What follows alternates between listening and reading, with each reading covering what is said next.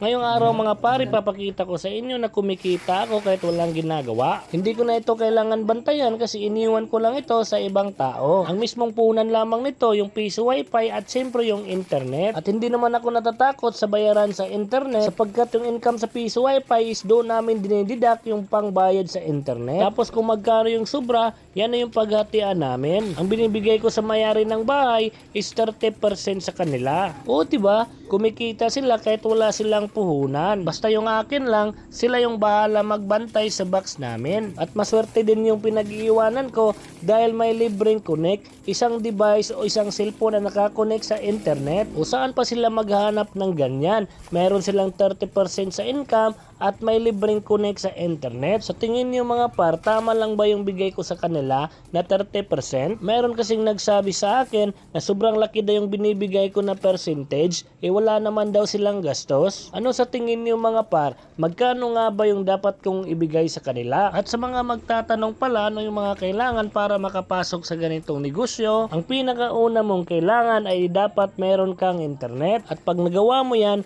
piso wifi na yung kasunod. At yung iba dyan meron ng internet, bayad sila ng bayad sa monthly bill, hindi nila alam na pag nilagyan nila yan ng piso wifi is kikita pa sila at meron pa silang pangbayad sa internet. Sa mga interested dyan na magtatanong magkano yung piso wifi window machine, 12,000 po yung ating piso wifi. Sa tingin mo par, pwede ka ba sa ganitong negosyo?